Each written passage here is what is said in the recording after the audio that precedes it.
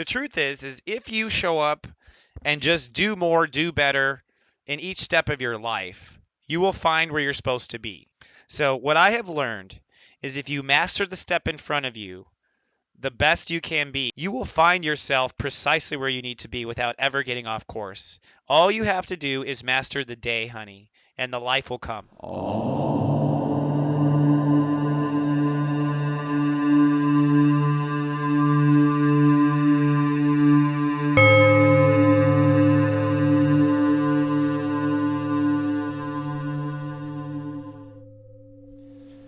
Good morning, my friend, and welcome now to Thursday. Well, today, the emotions and the details of Virgo may be overwhelming, and there's a propensity for people to lash out. But don't worry, Sensei has a 3-step guide to overcoming a Virgin meltdown. From my smartphone to yours, keep streaming for your Thursday Namaste today.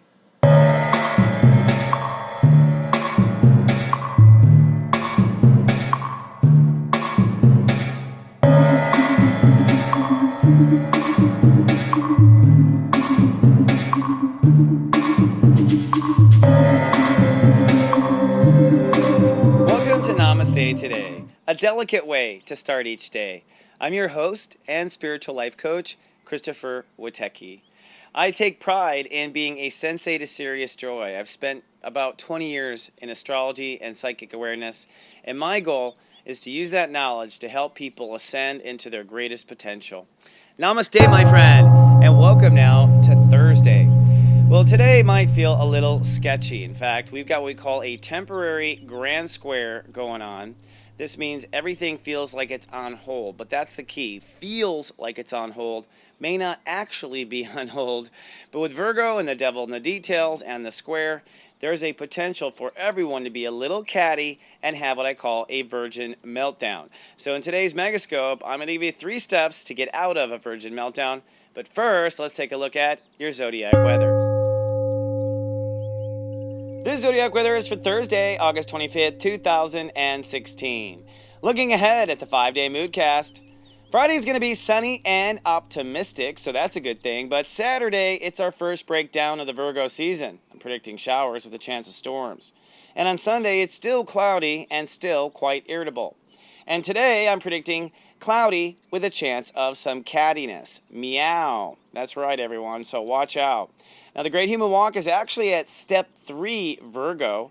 That means the ruling channel today is channel 3, I believe. And that means the ruling planet today is Jupiter. Now, our emotional focus is really all over the map. The moon is in Gemini today, so it's bouncing based on our mind, and it's opposing Saturn in a grand square, so it feels held up in 3 directions. And our mental focus today is trying to manifest the future. Mercury is at step 28 and is still frazzled by Jupiter, so it's conjunct at the same time. So our mind is going everywhere. So an emotional grand square today may make you feel like an emotional biatch to the world. I'll have some clues and 3 steps to get out of a Virgin meltdown in your Megascope. But first, go get yourself some tea, and let's have our daily tea time.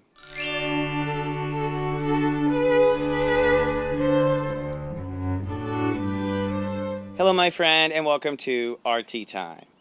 Today's tea time topic is the nature of Virgos.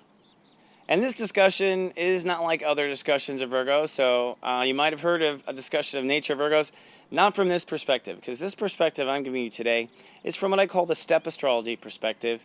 This is my own work, my own life's work, where I've uncovered numbers that work in association with the signs and planets. And I won't go into the details of step astrology and how I discovered it in this segment, but I want to talk about what I did discover regarding the nature of Virgos in the astronumerology. Now, to my surprise, the number for Virgo is 11. 11. Virgo is 11, which is integrity. And there's lots of consciousness that pointed me towards this truth. But it took a while to discover that Virgo was an 11. But I wasn't surprised, Virgo being an earth sign and 11 being 2 numbers, because earth signs are kind of heavy. And I thought, yeah, Virgo, that makes a lot of sense. I had discovered that Taurus was 10, and Tauruses are also kind of heavy. So I kind of thought made sense also. But the interesting thing about Virgo is it's supposed to be kept as a primary 11. In other words, In most numerology, you add the two numbers, so an 11 would be a 2, all right? It wouldn't stay as an 11. But my guides were certain that is to stay as an 11, first of all. But my guides also said to me that a Virgo does operate as a 2. And suddenly I started to really understand the nature of Virgos. First of all, it has to be said that step 1 is I love or Leo. So a 1 is a Leo. And so what I realized was it's not so much that it's an 11 as in the sense of a compound number, but Virgos are actually 2 Leos in 1. And if you know Virgos very well, it starts to make sense. It's not just one prince, but 2 prince or princess desires in the moment. They literally are being a prince or princess in 2 directions at once. Okay, like literally. Like they want 2 things at once, and that's one of the things that drives them a little crazy inside themselves. And the young Virgos is that they want those 2 things at once. Their heart wants this and that. They say, what should I get? It's just like, it's a real dilemma. And the thing is that Virgo I just described, that Virgo meltdown that we have all seen, they stay very, very somber and strong, and then all of a sudden there's a total meltdown of Virgos. Where's that come from? That's the 2, in my opinion. 2 is I feel, which is Cancer. So a Virgo can go into a Cancer mode where they suddenly are very emotional. So they're actually like 3-dimensional signs in the sense that they're very emotional, step 2. They're 2 Leos in 1, and then they're this Virgo creature, which is everything. Now, the other thing to point out about Virgo energy is the fact that it's 11, and this is other part of my research is fascinating, and I'll put in my book and describe one day. But in essence, Virgo is step 11, and step 11 is the final step. And when I say final step, I mean the final step of manifesting reality. Virgo is the final step. All right. Now, this is the part of Virgo that always wants to be perfect. They always want to have all the steps always in order. They're always judging their life of having all 11 steps in order. And the truth is they're quite often judging their life, trying to have 11 steps in order when they're like on step 1 or step 2 themselves. They haven't worked through the steps. And that's the thing about the steps. I always say it, but you'll learn it over time. You can't skip steps.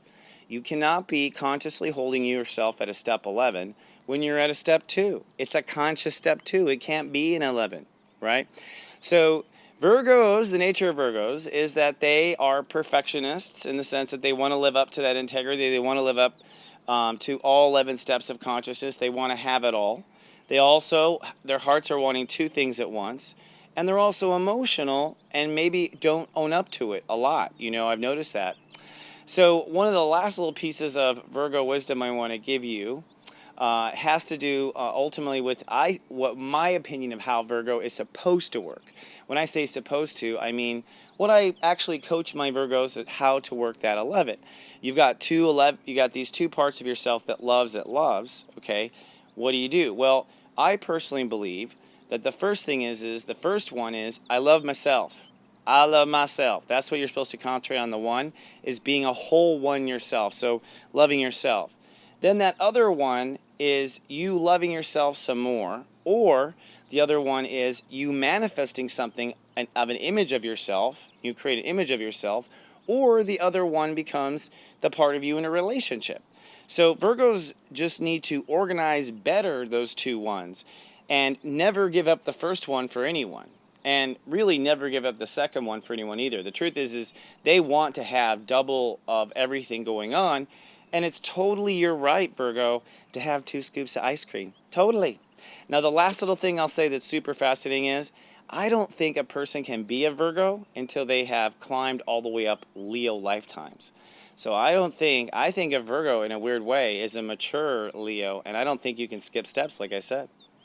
All right, that said, let me take a sip of tea and channel what I call the Megascope. This is me just talking to my guides, looking at the planets, and seeing what I can say for you in your guidance today. I'll also have some steps for you to overcome a Virgo meltdown.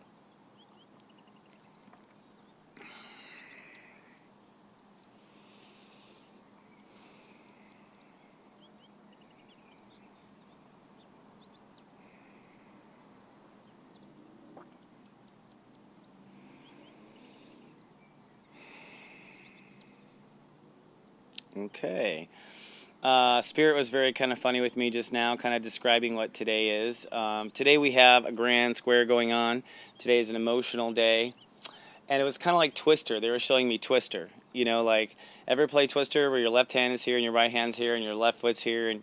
And that's kind of what it feels like when you have a grand square going on. It feels like you're in a Twister. It feels like you can't move this hand or you'll fall down here. And if you move that, this will go wrong. And the whole damn thing, frankly, makes you cranky.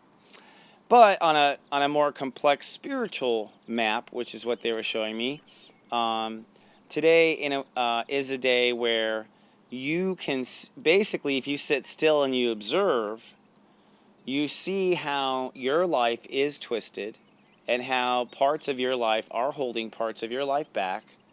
And this is a moment where the universe shows this to us, but goes away. So this is just for you to see, like in a high tide, and then the tide will go down.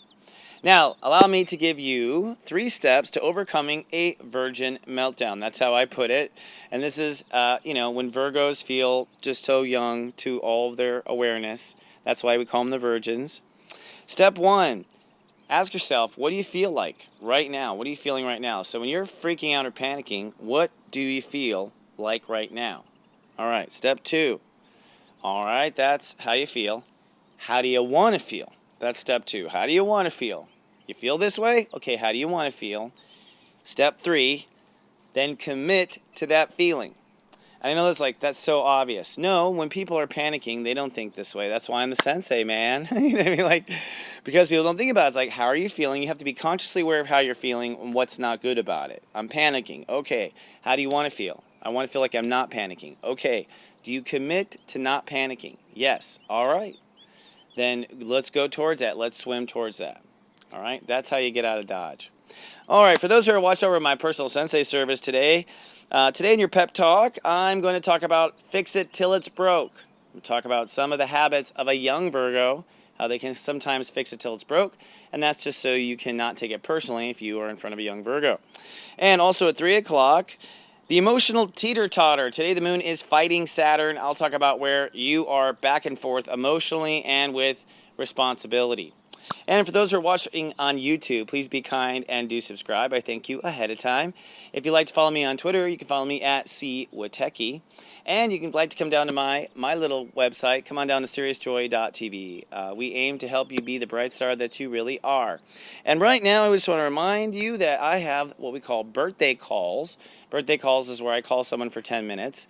It makes a great gift, and it makes a great gift for a Virgo. So if you got a Virgo, you don't know what to buy the gift for, buy them a birthday call from me. Virgos will love it, and I'm so solid. They will actually be tired from how much information I give them in that 10 minutes. Trust me, I can upload a lot. All right, my friends. Well, I'm so grateful to be a soul service. Thank you for telling your friends and family. And do remember, while you're out there, I love you, and live, love, be.